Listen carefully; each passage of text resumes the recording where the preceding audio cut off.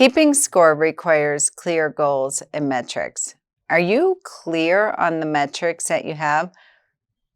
Very rarely do I meet a law firm that they're not clear on what the goal is. They have an idea, they have a dream, they have a vision of what they want in regards to revenue. They have a vision on what they want to look as entrepreneurial freedom, that I'm no longer stuck in the conference room, that I get to work on the business versus in the business. They have an overarching goal about where they want to go, but the metrics is where it gets super sloppy and fuzzy for so many law firms in regards to how we get there and what data and information we want to look at on a daily basis in our daily huddles, on a weekly basis, month end, quarter end, and annual. The metrics are how you consistently grow and make sure that it's coming from a place of joy and ease and anchoring to your goals. For example, so often when it comes to a place, our goal is to make $10,000 a month. I'm going to use a really simple number, which means that we are getting hired by X amount of new clients a month. But the metrics for intake, the metrics for client services, and metrics for receptionists in regards to how they get there, how we accomplish that goal, are very, very different than what occurs in the conference room when we get the prospective client to the conference room. There are metrics that have to occur for intake team, whatever terminology resonates with you. It's one thing if we're booking, we have enough leads, that's marketing's metric. It's another thing if we're able to convert those leads into booking an appointment, whatever our first step in our process is. But when we have a metric in regards to cancellations and reschedules, because so often people are scratching their head to say, I don't understand. Marketing's doing their job, where they're meeting and exceeding the goal in X amount of leads each week, but we're booking the appointments when we're looking at it on this Monday, but are we looking at our cancellations and our reschedules?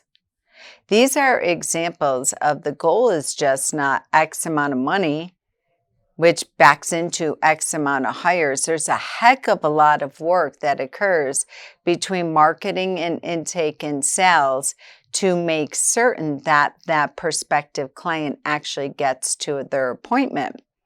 And then there's a heck of a lot of metrics that occur for follow-up calls, client care calls, automation, and things of that nature for those that do not engage once they get into the conference room and they need to think about it. So when your metrics are not clear at every step of the process, yes, you might reach goal, but it's going to be very heavy and hard. Or it's going to be super easy and light, but you're never going to be able to duplicate it. You're definitely never going to be able to systematize it, and you're not going to be able to leverage and scale and grow it if you're not clear every step of the process. Welcome to another episode of the Office Altering Hire and Empower with Molly McGrath podcast. If you're a returning listener, welcome back. If you're a first-time listener, hopefully you'll become a long-time listener.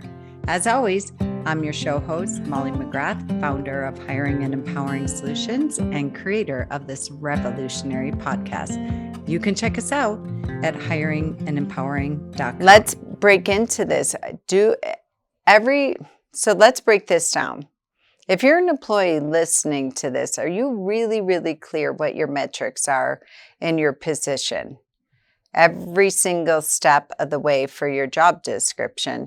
So the average job description, the average role within a business has 3 clear metrics that they are measuring. And of course, there's ancillary ones that we can have and additional ones that occur too. But so often marketing thinks, well, my only thing is to get the phone to ring and to get leads in the door.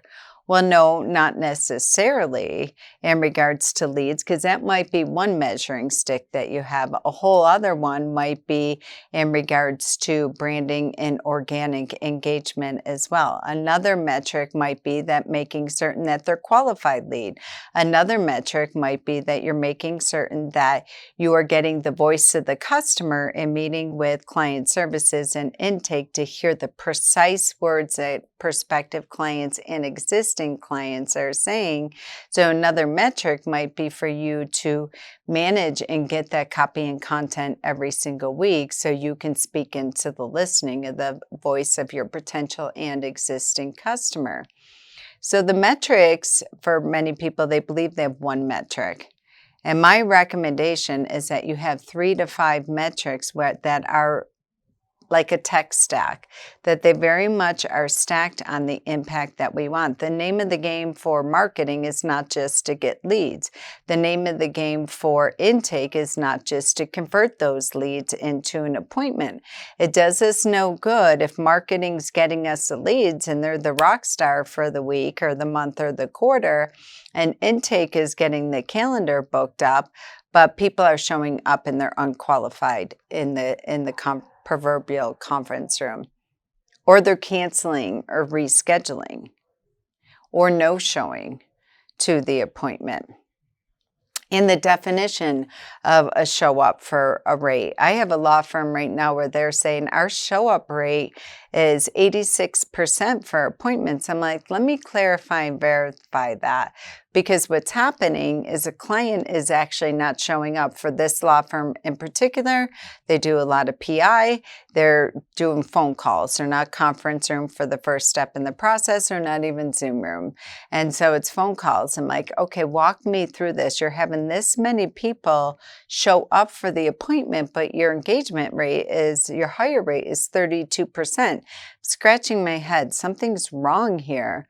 Well, they were counting a show up rate after the salespeople were calling the prospective client saying, hey, it's 10 o'clock. You're supposed to call me for our appointment. You're not calling me, so I'm chasing you. That is not a show up rate. The prospective client did not show up for their appointment. Now you're following up with them. Now you're chasing them. And they're like, oh, yeah. Sorry. It's okay. Yeah, we can have our conversation right now. They're not engaged. They're not present. You're chasing them. They're in the restroom or at Target or in their car driving or what have you. They did not show up for their appointment. You chase them.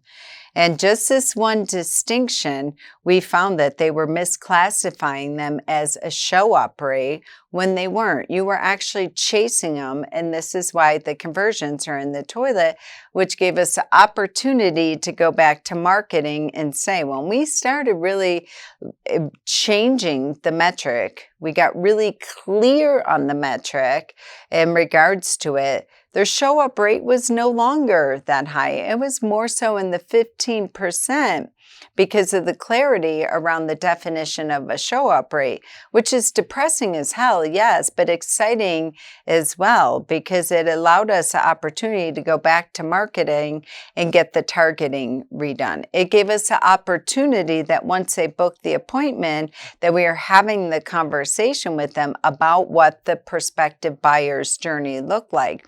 Here's what's going to happen. You're going to book this initial consultation with us. Chances are at some point you're going to want to cancel it. And here's why, the reasons that are coming up. Here's why we were lobbying very, very hard for you not to miss your appointment, because here's what's going to happen if you do. We've spoken to people's listening in a way that made a difference and created a tremendous amount of cause and effect if they miss an appointment, what it would take for them to get back on the appointment, and what we see for people that cancel their appointment, and then when it becomes a massive crisis and their failure to plan does not become our crisis, and then we can't help them. And what's at it? People are calling law firms because they expect that you are the best. Your marketing tells them that you're the expert. And people behave how we train them to. So when we can, whoever holds a narrative wins. And when we got really clear on the goal and we were able to change that, because the thing that was terrible was the sales team, they weren't making bonus. They thought they were winning. Their metric was the show up rate, but the lack of clarity on the definition and the declaration around this show up rate, once we could change that, yes, of course, they were totally frustrated and depressed, but they were able. Sometimes fear is a beautiful motivator. Sometimes frustration, often frustration, is the greatest motivator for you, because now you know why you're not getting the results that you need to be getting on that. So anywhere within your process, whether it be in marketing, whether it be in intake, whether it be in the conference room or the sales, in regards to each step of your process, get really, really clear on your definition of metrics. And if there are not layers to it, the metric is just not higher. The metric is in regards to knowing the life cycle of the lead. When did they book their appointment? Between the time that they called in for their initial and booked their appointment, how long did it take for them to get to their actual appointment? What were the metrics that happened for marketing and intake in regards to keep them engaged, keep them happy, making them never ever want to miss this appointment by the time that they get in there, especially if your life cycle for a lead is more than 2 weeks. That's when you're going to start to see cancellations. That's when you're going to start to see reschedule.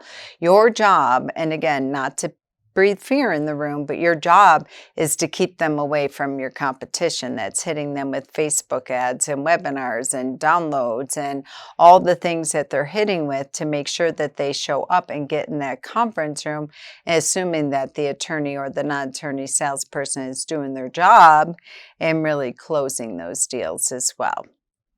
So get really, really clear on your definition of your goal, not globally just for the law firm, which is by and large typically anchored to revenue and or the number of hires that we have and or the number of families that we have the opportunity to serve, but also everything that happens up into that place, from marketing, and not just marketing in general.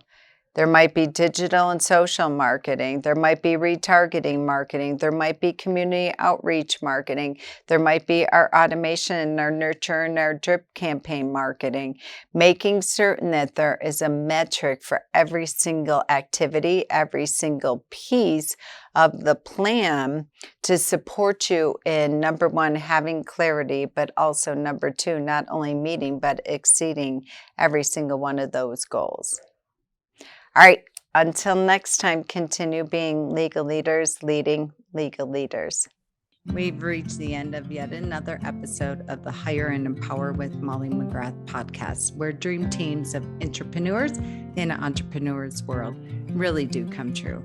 Listen, whether you're a business owner, employee, executive, or hiring manager, we fully understand hiring, onboarding, and leadership is expensive, exhausting, often overwhelming, and absolutely time-consuming for the already taxed professional. Well, we have your back on all fronts.